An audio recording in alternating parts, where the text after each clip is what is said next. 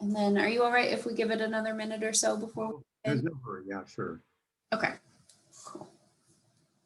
Welcome, Gabriella. It's good to see you.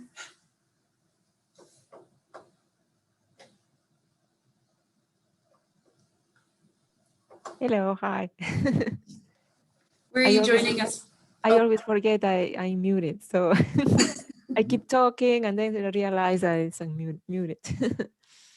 No, I'm really looking forward to participate in this session. Where are you joining us from today? I'm in Tempe. Okay. Mm-hmm. And what are you studying? I'm working now in my PhD, in my dissertation.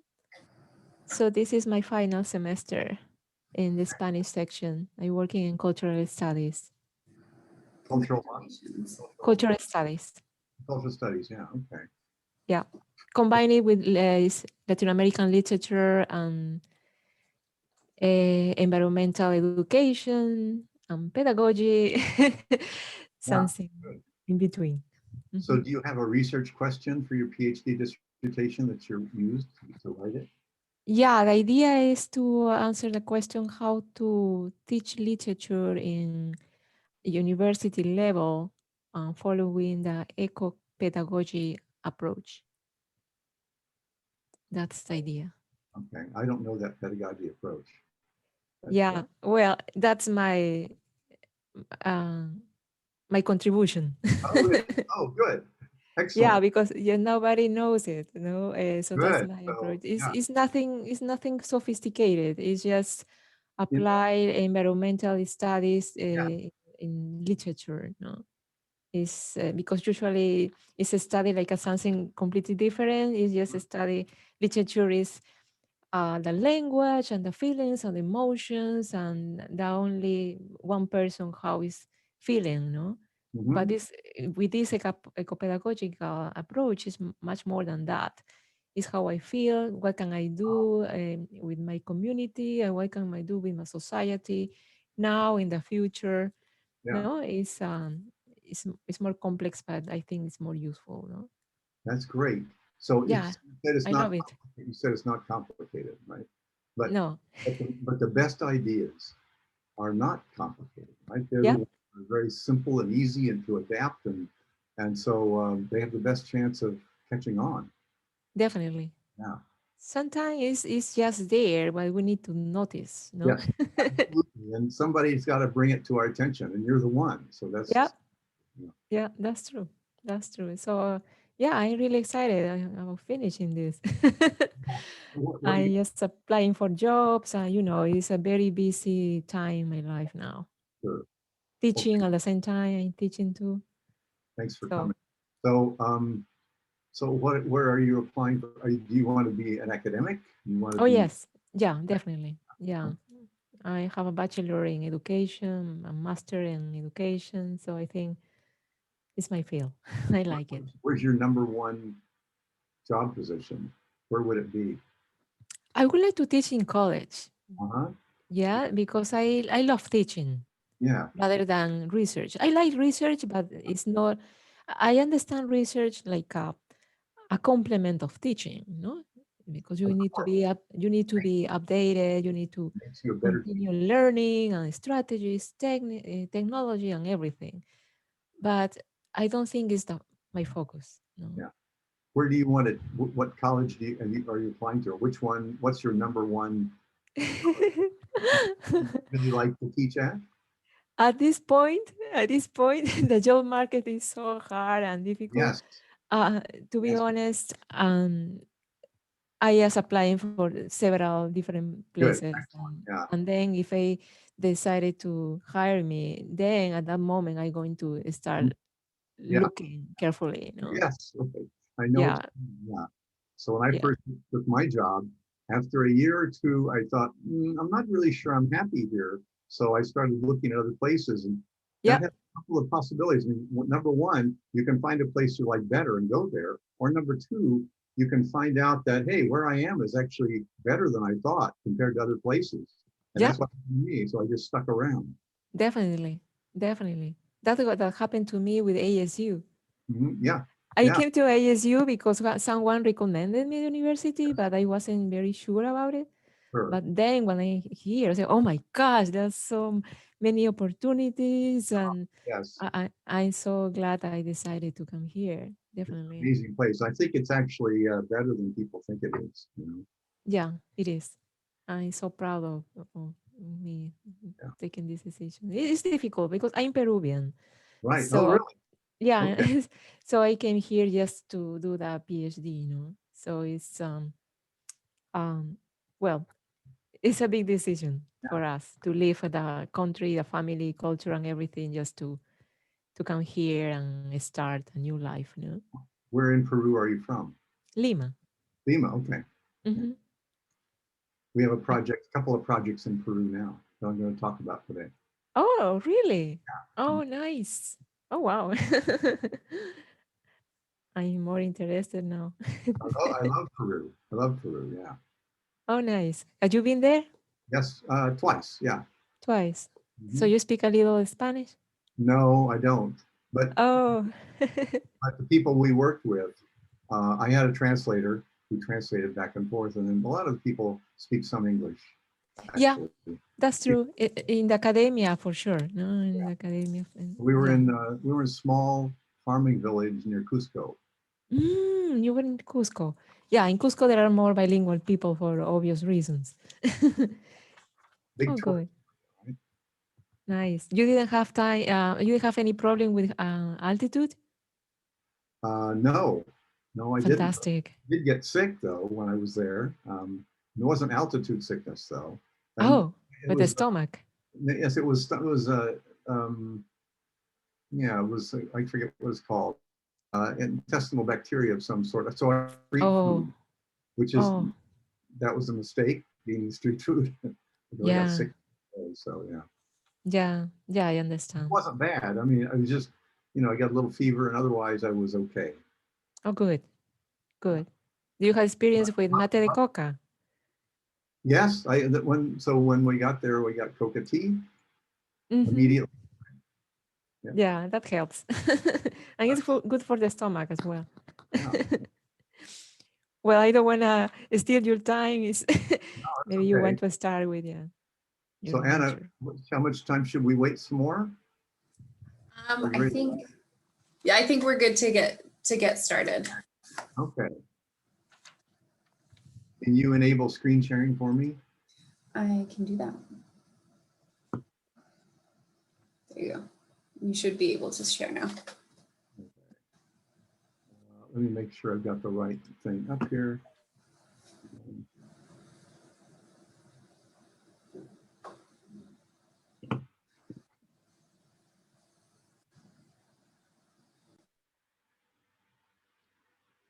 Can you see that?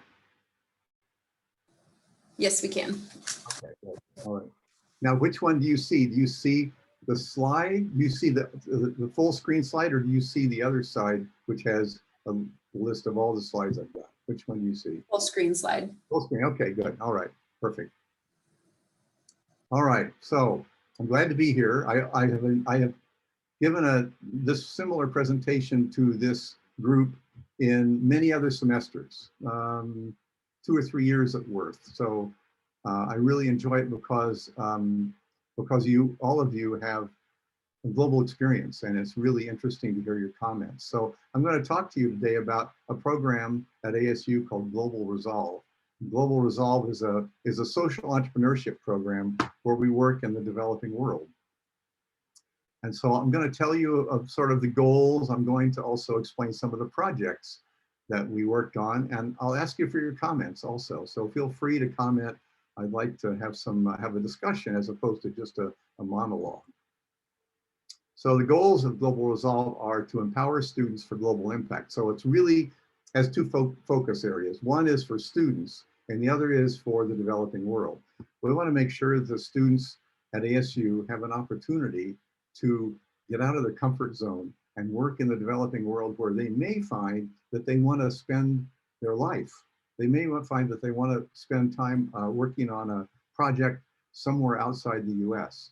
Of course, the developing world includes places in the US also. For example, the Navajo Reservation in Navajo Nation in northern Arizona is also has similar characteristics to a developing country. So here's an example of some projects that we work on. I'd like to ask you, I don't want to read all this, but I want to ask you if you have any questions about any of these. I could explain a little bit about some of them. Anyone have any questions? Well, for obvious reason, I would like to know about the greenhouse construction.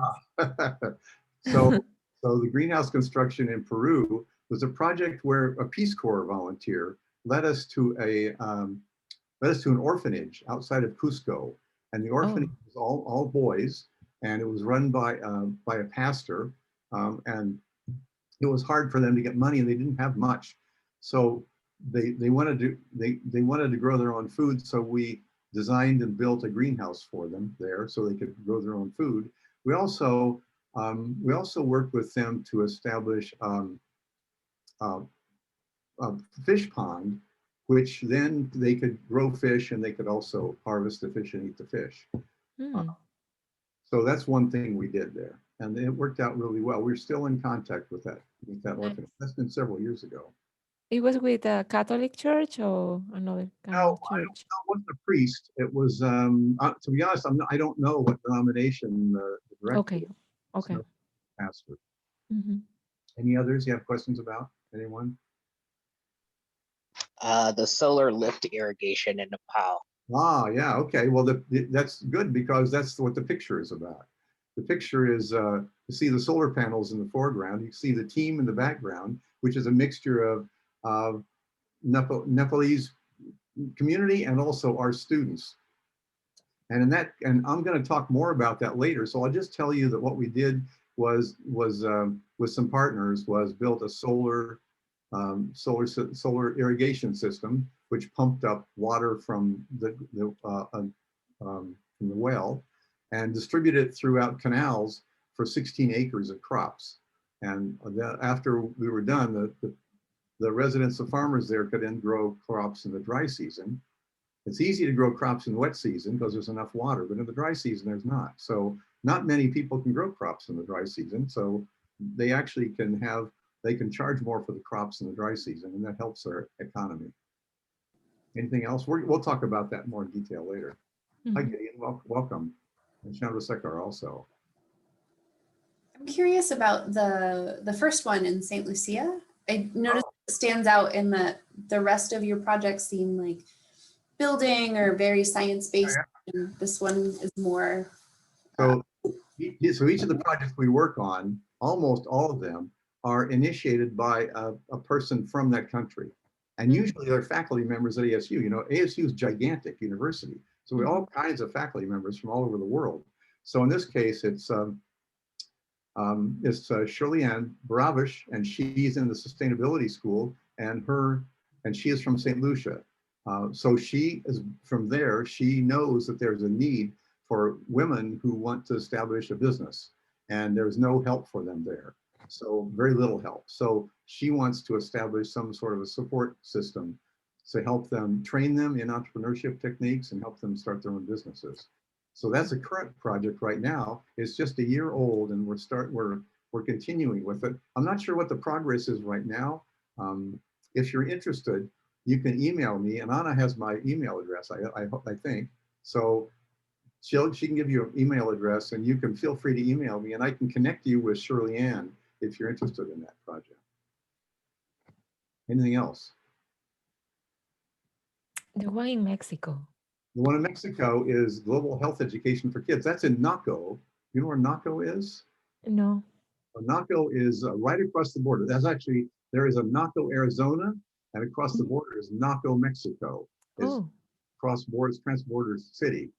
It's in southern Arizona, obviously, and there's some schools there, and they want to teach the kids, because of the COVID problem, they want to teach kids good health, how to wash their hands, how to socially distance, wear masks, things like that. So that's what we're doing in that situation. And we're working with a nonprofit organization that's our partner, who knows that system and has already contributed a lot of information, a lot of lot of materials to the schools anyway. So this is just an addition to that. Okay. Well, let's go on. So so Global Resolve started in 2006. In 2006, there were 4 faculty. I was one of them. We all met in a Starbucks just for coffee one day. And it turns out we all had the same idea. We all wanted to do something in the developing world to help and to also include students in that. So the 4 of us set out to start Global Resolve, and we didn't know really what to do, to be honest. So we said, okay, if you don't know what to do, let's just go. Let's go somewhere where we have a connection. So we had a connection to Ghana, and we raised a little bit of money, and I was the one elected to go. So they sent me to Ghana, and there's Ghana, and we're going to visit the little village of Faomanye, which is clear at the bottom near the Bay of Bengal. And there's when I went there, they had a meeting of the village under the village trees, and everybody was seated on a log, as you'd imagine. And so I stood up in front, the chief was there. The chief was great, very welcoming to me, and said, tell us why you're here. And so I said, we're here because we want to help. And so tell us what you need. And so when they gave us their needs, which is clean water and electricity, those were the 2 top needs they had, all of a sudden I realized this is a switch flipped in my head and said, I can't just go home now. We have to actually do something. We have to actually fix the problem. So it's really impetus. Faomanye was the impetus for us doing what we do today. It's a great community. It's a very poor community. This is a house which had maybe 10 families in it. It's very, very poor. This is a school, a few desks. There are no windows. It's open air. The front, you see a blackboard, but actually it's a piece of wood that's painted black. And there were things on it when we were there, like writing on it, like English lesson, history lesson, stuff like that. One of the problems was that they get their water from this drainage pond, which drains every time it rains. All the water from the village drains into here. So you have goats and chickens and people and everything, and it all drains, washes into the pond. So people get sick drinking the water.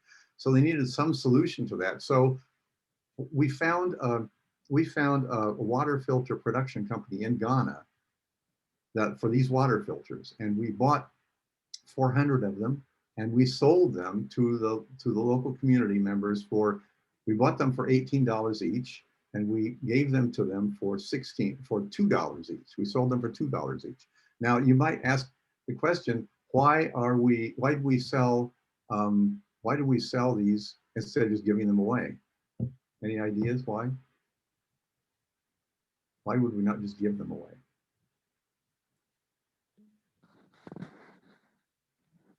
Anyone know? Anyone have any idea? Maybe to encourage like buy-in from the community? Absolutely, yes. Something you're more invested. You value something more if you actually invest something in it. So we didn't charge them much, $2, and they earned $1 a day. So that was a lot. But this woman actually bought 2. She doesn't need 2. Why do you think she bought 2? To share it. To what? Share it. To share it? Well, close. Mm. She's going to keep one in her house. What will she do with the second one? Probably sell it. Probably in another village. She'll probably sell it. And how much could she sell it for? Probably $18. That's what they cost. So she could sell it for 18, 17, 16, something. So she can actually make money. And the question we have for us is, do we as Global Resolve care if she sells it? And the answer is absolutely not. Good. More power to her, because it's going to be used by somebody. And that's what the goal is, to create clean water. Mm. So you see these filters are pretty effective. They remove 99.7% of E. coli, 99.4% of total coliform, 92% of turbidity, which is cloudiness in the water, and then lower the risk of diarrhea by 69%.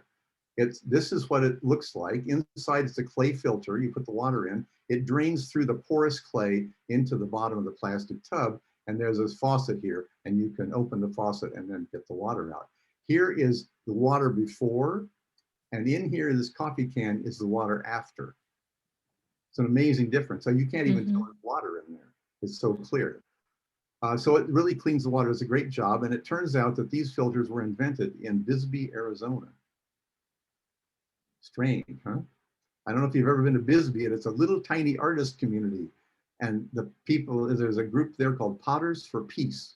And the Potters for Peace invented this. They basically mix the clay up with sawdust, form it into the shape, fire it in a furnace. And when you fire it, the sawdust evaporates or burns away, and you end up with a porous pot. And the porosity strains the water and filters it. So it worked out really well. There were 400 of them, and we basically gave them away. So that was the first project we did, and it turned out to be pretty successful. But notice that it's a temporary solution. I mean, really what you want to do is provide a clean water source, not just a filter. And so, so that still has to be done. Over the years, from 2006 to 20, we worked in 14 countries, 850 students around that, maybe 900, 170 projects, about $700,000 in funding. And there's a list of the countries that we worked in. Maybe you can find your country there. We also take the students to we work on the project. First thing we do in the project is we listen to the community to find out what their problems are. We don't enter a community with any agenda at all. We don't enter with a solution to a problem that they may or may not have. We enter as learners, and we listen and try to understand what they prioritize as their number one or number two issue. And then we help them work on that. So once we develop a solution, then we deliver the solution usually to the community. And we've taken 43 trips over the years. 2020, notice there's no trips in 2020 because of COVID. 2019 was the last time we traveled, and probably won't travel again until 2022. And we had 243 students, you can see, and 43 trips, and 94 faculty and staff have gone with us. The students come back changed. So I'll let you read this. This is a quote from one of the students all the students write a reflection when they come back.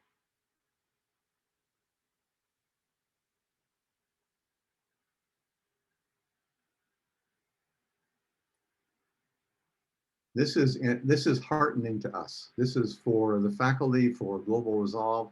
This is what we hope would happen, and it's typical of the students. They really are changed by the experience. They understand something about the rest of the world. They understand the rest of the world is not dangerous, not scary. People are people everywhere. People are very friendly and nice. And so, but some of them have real issues that they have to work on. We have partners, a lot of partners. You can see some of them here. I'm not going to go through it, but one of them is Peace Corps, several universities, including Prescott College, which is in Arizona. And we work strongly with them in a project I'll talk to you about this in Kenya. So I want to tell you about two projects we worked on in Nepal, Biochar and Irrigation. So you're going to hear more about that irrigation project, but first I want to talk about the Biochar project. So we worked in Nepal, and here you see a map of Nepal down here with a red rectangle, and the red rectangle is where you see in the color view. There's Chitwan National Park here, and there are some small communities that are in the buffer zone around the park that are charged with taking care of the national park. And one problem with the national park is there's an invasive species called Macania macrantha, which is also called the mile-a-minute weed. And notice, if you look here, the vine is covering up everything. It just covers up all the, it covers up all the food that the animals try to get to, like the rhinoceros. Rhinoceros has trouble getting to the food they want because of the vine. So the village asked us, how can we solve this problem? And so we joined with them, collaborated, talked about it, and we came up with a way to convert it to a cash crop.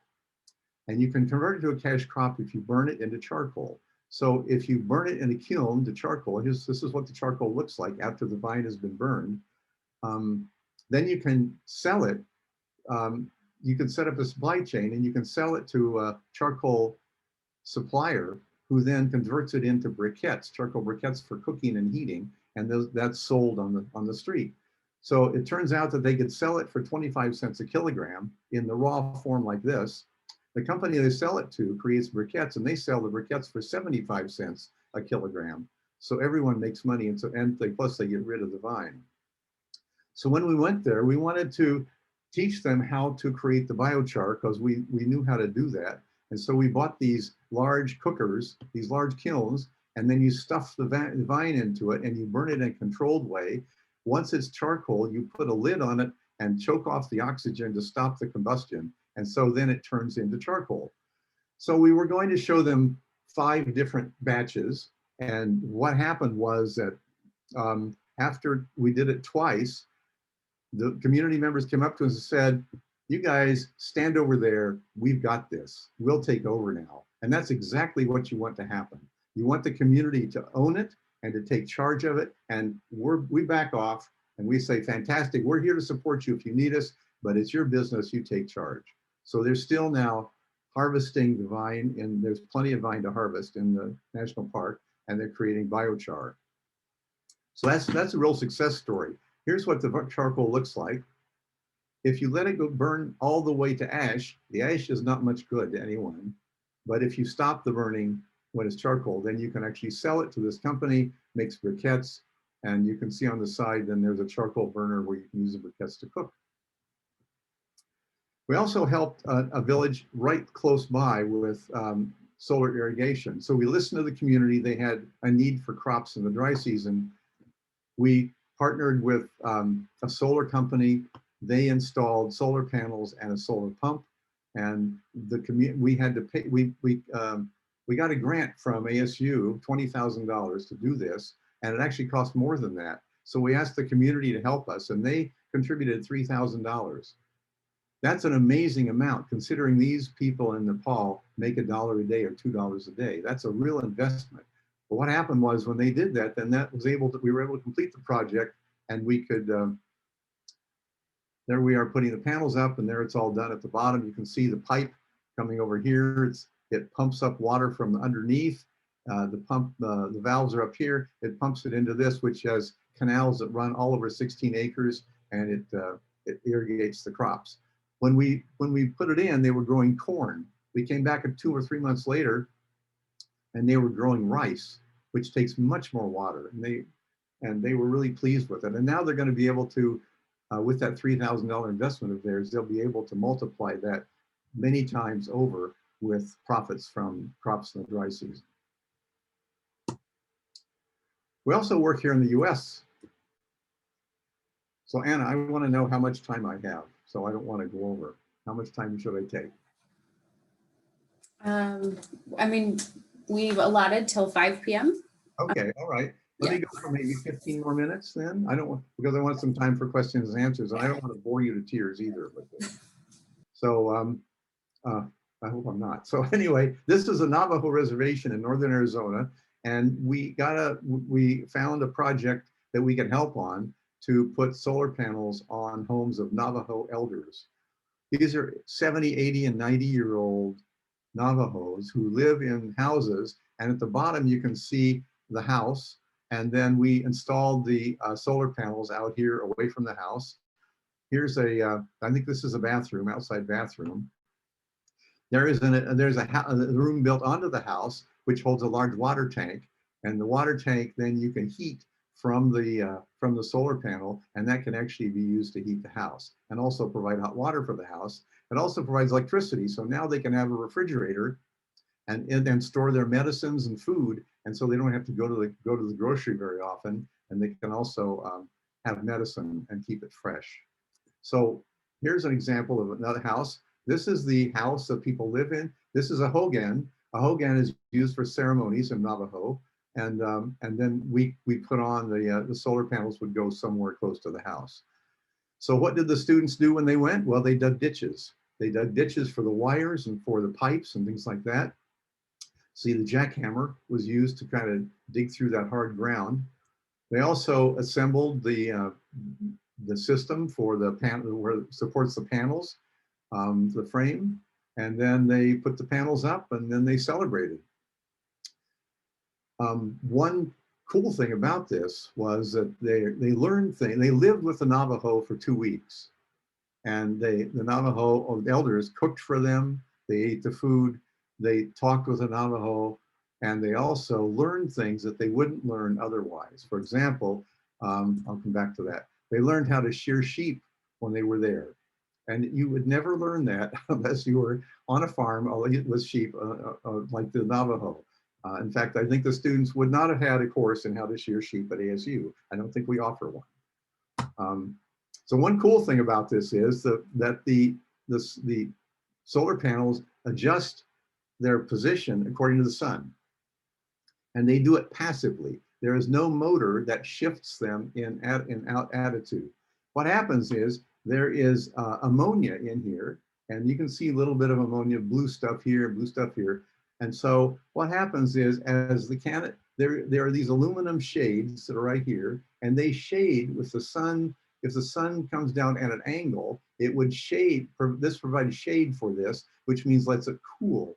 And if the sun comes down this way here, it actually heats it up. And if it heats it up, and this is not heated, this is heavier because it's still liquid. This is gas, it's lighter. So the whole thing would tip this way and position itself toward the sun. So it's all based upon the evaporation of the fluid and the weight distribution back and forth, and the sun shining on these shades and on the fluid adjusts it automatically. It's just an amazing invention. I wish I would have invented it. You have a question about that? That was a great engineering problem. Are most of your students engineering students? So that's a great question. So I didn't even mention at the beginning, I don't think, that that Global Resolve was a program in engineering for like 15 years. And then just recently, in the past couple of years, it's moved over to the Barrett Honors College. So usually it was mostly engineering students, although we had sustainability students. We recruited from all over the university. But now that we're in the Honors College is made up of all majors. And all the students are honors students, so they're all pretty smart. And so we get a real mix, a very nice mix of students. I never want a team of only engineers. I want a team of multiple disciplines, because any time you attack a problem in any of these places, it's always multiple components, multiple disciplines are needed. For example, let me show you this one. This is a project that we are working on, and it's the one I'm mentoring in Kenya, in Maasai land in Kenya. And you can see a map over here where Kenya is, and we're in this little green space over here called the Maasai Mara, which is a wild animal preserve. And wild animal preserve there's a view of where we are. These buildings are part of the Maasai Education Research and Conservation Institute, where we work. And it's a 10-acre site, and there's there's a kitchen where you can cook food, and then there's a classroom, and there are some tents around where you can stay in tents. We send our students there for the month of June usually, not this past year, not this year, but next year probably. And they live in tents. And actually we have to hire night watchmen to keep the elephants out of the camp. Otherwise the elephants will step on the students. That's not a good plan. So this is all wild animal preserve. All kinds of wild animals are out here. One thing we did when we were here is we tackle projects that they need. So we built a garden, and that garden is now, this is 2 years ago when we were hacking our way through the dirt, and our students are really doing a good job here. And we planted some crops, and just this past year, the garden has grown so much that it provided 1,000 pounds of tomatoes for the local community. So it's a real success story. There we are planting some seedlings. So the project we're working on here involves these vehicles, which are all Land Cruisers, as it turns out. And the Land Cruisers break down because it's all off-road driving, horrible roads. They get stuck in the mud. You have to go through creeks and rivers. So breaking down a lot. And the problem is the local village close by has an auto repair shop, but the auto repair shop charges 6 to 10 times what they would pay if they were in Nairobi, which is the capital city, because there's no other choice. So the auto shop gets away with charging them too much, and they do a lousy job. They'll repair with used parts and recommend repairs that are not really needed. So when we went there, we listened to the Maasai and the group called the MGA, the Mara Guides Association. It's all association of all the Maasai who are safari guides in the Maasai Mara. And they said, we would like to have our own auto repair facility. Can you help us? And we said, sure. So that's the project right now, is to build an auto repair facility for the Maasai, for the guides. So when you go on a safari, you see all kinds of animals. These were taken by our students, these pictures. Lions, obviously, and there's a hippo in the water out there in the middle. It's beautiful country. And then each year, one of the 7 wonders of the natural world is the wildebeest migration from Tanzania in the Serengeti Plain across into the Masai Mara. Roughly 1 million wildebeest, maybe more, migrate across this river, and the crocodiles are actually waiting in the river just for them to cross. So not all of them make it across, but they come across, and they stay in. They follow the rain and the grass. So they'll stay in the Masai Mara until October. This happens in July. They'll stay in October, and then they go back to Tanzania. It happens every year, back and forth, back and forth. It's an amazing scene to witness. What happens when they come into the Masai Mara, since there are 1 million of them or more, and they're very loud. Actually, they snort a lot. And so the students would have a tough time sleeping once the wildebeest migrate. There are obviously antelope and zebras, ostrich, cheetah, mongoose, you name it. There's all kinds of animals, unbelievable, warthogs, unbelievable number of animals. So the off-road driving, as I said, causes problems, causes vehicle breakdowns, and the guides are overcharged for poor repairs, and there are no Maasai-owned garages in Kenya or Tanzania. Maasai are a tribe that has been maligned over the years, and they've been forced away, similar to the Native Americans here, forced into a smaller and smaller area by the government. So now there are areas, the Masai Mara, and they're sort of stuck there. They can't really move out of it. They live in houses like this. This is, the house is usually covered with cow dung, and they have to maintain it. They spend 20 hours a week maintaining the house and making sure it's not leaking and it's not, that the roof is not leaking. You can see a picture of the Maasai at the bottom. That's graduation day when they pass their course on how to be a safari guide. So they learn about the animals and about what the tourists want. So we're building the MAEC, the Maasai Automotive Education Center, and you can see what it is up at the top. There's an auto shop that has 4 lifts in it, so you can lift up the Land Cruisers. And there's a classroom and maker space where they can actually fabricate tools and fabricate solutions to problems. And so it's about, it's a little less than an acre. In the bottom picture, you can see a couple of our students. That's Miles, and that's Olivia. That's Olivia, and that's Miles, and that's Maydamay. Maydamay is the director of the Conservation Institute, and also a country senator. So he's a powerful guy, and he's very influential, and he's the one who asked us to do this. He owns this 10 acres, and he's given us part of the 10 acres to build the Automotive Education Center. So we're going to build a garage in a center. We're going to create and teach auto mechanics curriculum. We're going to create a sustainable business plan. So you can see immediately that we don't just want engineers, because obviously we're going to build the garage, and maybe that's engineering, maybe that's construction, which is different. We're going to teach an auto mechanics curriculum. That's maybe some engineering, but also some education and some psychology, and then create a sustainable business plan. And then we need people from W.P. Carey School of Business. So we need people from all over. And one of the students right now on the team who's doing the fundraising for us is a Spanish major at ASU. So you never know where you're going to get students who really want to help with this. These are some renderings of the Cad model that's of inside the facility. And in the bottom right, you can see these lifts. And the lifts are where you'll drive the car in, and it lifts the car up off the ground so you can work underneath. You see a large water tank in the bottom left. Water tanks in the top here, and then there's other offices, conference room, and then a tool crib, which back here, a parts storage where they're going to store spare parts. So that's the design of the center. Because that's a big project and it's going to take a while to get funding for it, we created a stage 1 solution. Stage 1 solution is to develop mobile repair kits that the drivers can keep in their vehicles.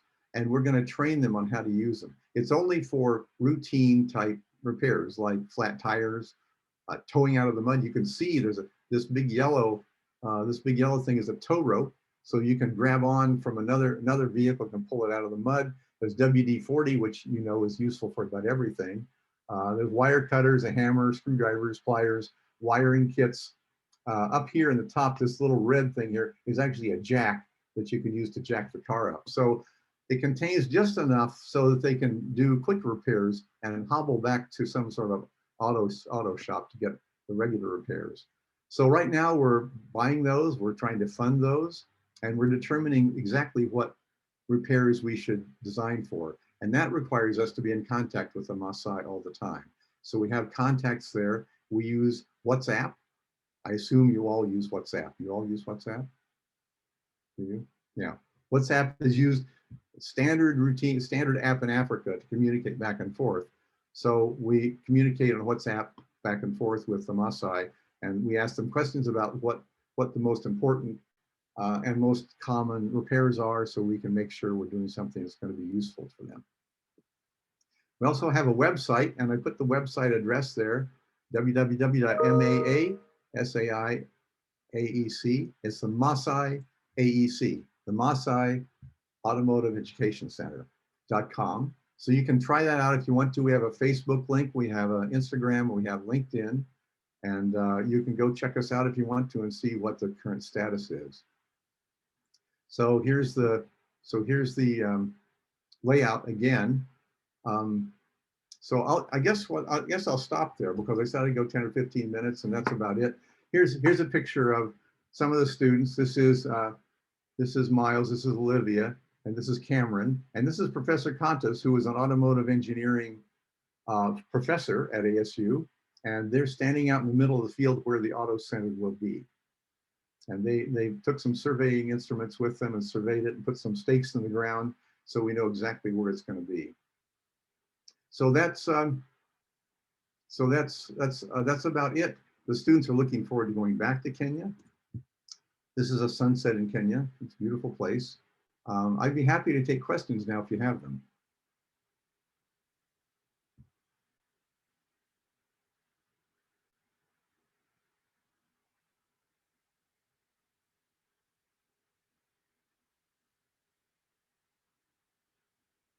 Anybody have a question? I have a question. Yes. How the students are recruited? Is part of the class or is a volunteering program? How they decide to apply to participate in this kind of projects? Yeah, so the opportunities in Global Resolve for undergraduates are for Barrett Honors students, and we recruit from the Barrett Honors College. To be honest, I'm happy that Barrett Honors College took it over. I retired in 2019. I'm still working in it though, but I didn't want it to disappear. So Barrett Honors College said, okay, we'll take it over, we'll support it. And they put a great guy in charge of it. His name is Jason Briggs. And he's in charge now, and we recruit from the Honors College. So we'll put out a note to all the Honors College students. We have videos, we have flyers, things like that. There are 3 ways they can get involved. One is in a Global Resolve course, which is a 3-credit course. Half of the course is lecture and on developing world, how to work in the developing world, and half of it is on being on the team of the project. And then they can also be on Global Resolve Lab, which is a 1-credit course, just to be on the team, no lecture. And this course can be taken as many times as you want. So they could be on the team for months, semesters and semesters, which is great because then you have some continuity in the project. There's also a Global Resolve Club in the Honors College. So if you're in the Honors College, you can get in. So there are other opportunities on campus though. So I don't want to say Global Resolve is the only one. Recently, there was an email that came out from ASU celebrating the fact that they are one of the top globally involved universities in the country. And they have recently, over the past years, had $83 million in funding for projects around the world. I know engineering works in Vietnam. I know that social science works in Kenya, actually, and they work everywhere. So if you want to work in the developing world, let me know and I can connect you to people who are working in the developing world but are not in Global Resolve. If you're in the Honors College, fantastic. See me, we can talk about enrolling you in courses. Does that answer your question? Oh, yeah, sure. Thank you. There are other groups. There's one called Engineers Without Borders. You don't have to be an engineering student to be in it. Engineers Without Borders works in different, they take on projects around the world. And there are several others. There's also something Devils. Anna, do you know what it's like? The only thing that's coming up is Devils in Disguise, and that's a volunteer program. Plus International Devils, I think International Devils would be, they work also around the world. So yeah, there's several groups. So let me say this also. If you're from a developing country, we would invite you to talk to us about a project in your hometown, your home village, wherever you're from. If you know of some issue that's needs to be solved in your hometown or home area, we would love to work on it. We'd love to talk to you about working on it. There are faculty in ASU who are probably from where you're from, and we look to them to bring the project into Global Resolve with you as a consultant. So we look forward to working with students on problems in their home villages, their hometowns. So if you have any issues like that, Anna has my email address, or you can talk to me right now. It's up to you what you want to do. Okay, sounds great. So I would like to know though, some people join. So so I know, Gabriela, where you're from. You're from Peru. Azure, where are you from? I'm from Wisconsin. Wisconsin, okay. Well, aren't you glad you're in Arizona right now? I wish I was there. Do you? It's 20 below zero, but you're probably used to that. So yeah. So Gideon, where are you from? Are you from the US? I'm from Ghana. Ghana, oh, excellent. I've been to Ghana 7 or 8 times. I love it there. Where in Ghana are you from? What town? I'm in Ashanti region, Kumasi. In Kumasi, yes. Okay. Yeah. That's where KNUST is, right? Yeah. That is where I'm actually Are you at I'm actually there. Yeah, on campus. Right now? Yeah, right now. Oh, very good. Okay, super. And Shrut, where are you from? I'm from India. India, where in India? North India, Haryana state. Okay, good. So we've had a couple of projects in India, one on water purification, and another one to help help a prosthetic limb manufacturer. It's called the oh man, what's it called? The anyway, it's for people who have amputations, and they fit the people with new limbs, new prosthetic legs and feet for free. And so we had a project where we worked on those prosthetic limbs to measure how long they would last. So a lifetime expectancy for those.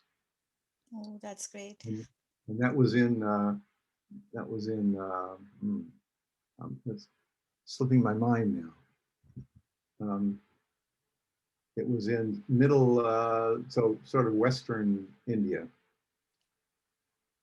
Can be Gujarat or Madhya Gujarat. Pradesh. Yes, it was in Gujarat. Yes, yes.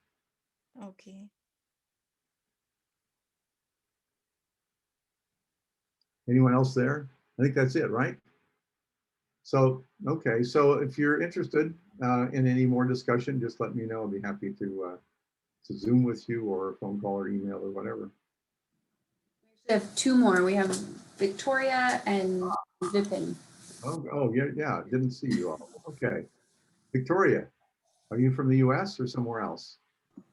Yeah, I'm from the US, Pittsburgh, Pennsylvania. Pittsburgh, okay, good. All right. What's your major?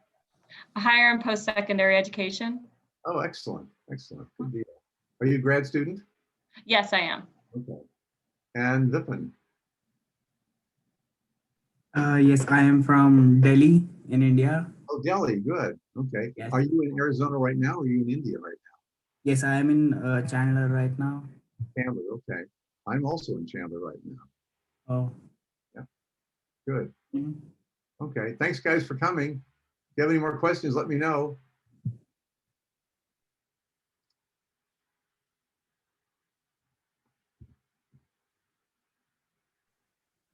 I have a question. Mhm.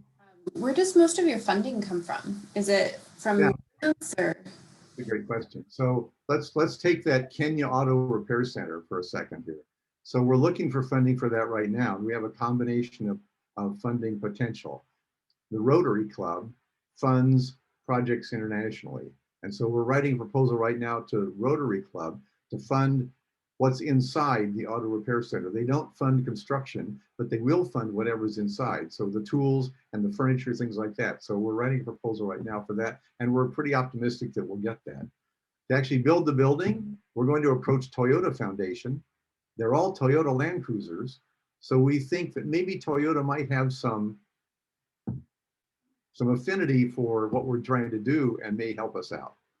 We're also trying to develop a curriculum to teach the local community how to do auto mechanics.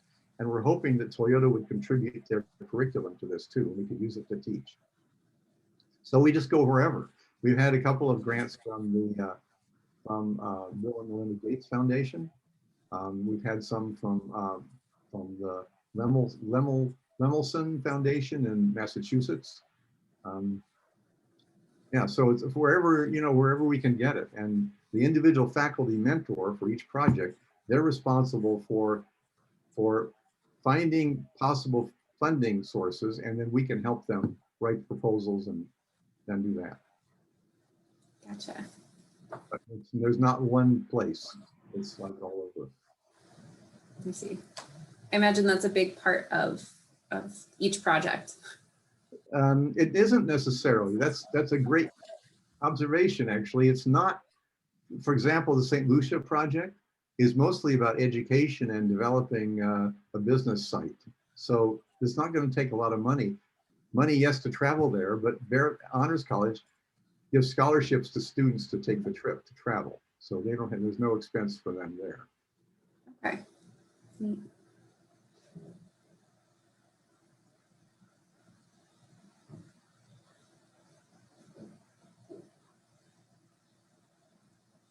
Does anyone else have any questions for Dr. Henderson?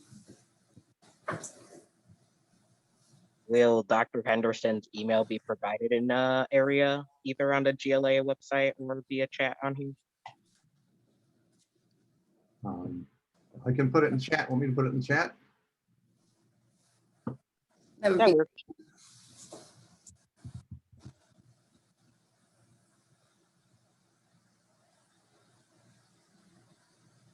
There you go.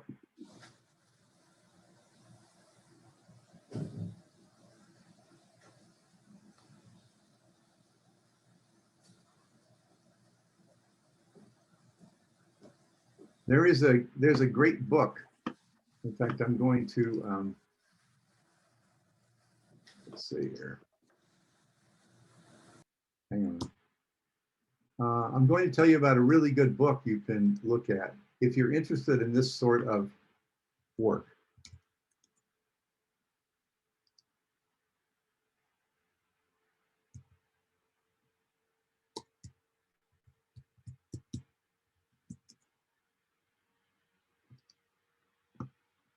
And I'm going to share the screen now. Can you see that?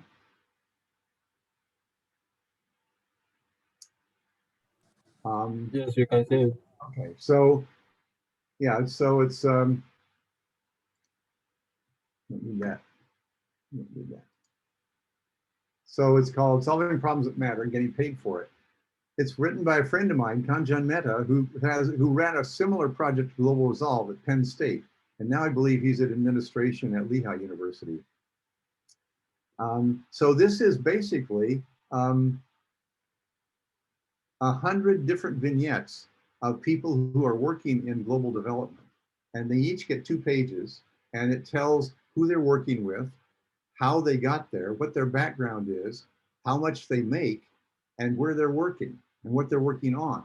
So it's really a great way to see all the possibilities. I mean, there are people who are getting paid nothing in here, and there are people who are getting paid over $100,000 for what they do. So, and there are people who are working in all over the world. So it's really a great, I think, selection of potential jobs if you're interested in global development.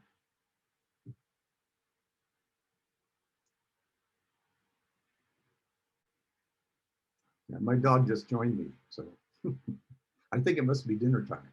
We're close. Getting close, yeah. Does anyone have any final questions for Dr. Henderson before we let him get to his dog and dinner? You can, here we go. Her name is Nugget, and she's a Labradoodle. I also have a Labradoodle at home. Really? Yeah. Oh, I see. Do I see a question? I didn't mean to interrupt, Victoria or Azur. No, I'm fine. I just wanted to tell you I have a cute Labradoodle. Oh, good. Thank you. You're welcome. Yeah, she appreciates that. She heard you say that. She wagged her tail. Awesome. Well, if there are no further questions, I just want to, on behalf of the Global Leadership Academy, and just want to say thank you so much for taking the time to share with us. It was a really awesome presentation, and yeah, I'm definitely gonna look up more about the projects that you mentioned. Great. If you have any questions, I'm here. Okay, thanks guys. Appreciate it. Thank you. Have a good semester. Stay healthy. Thank you. You too.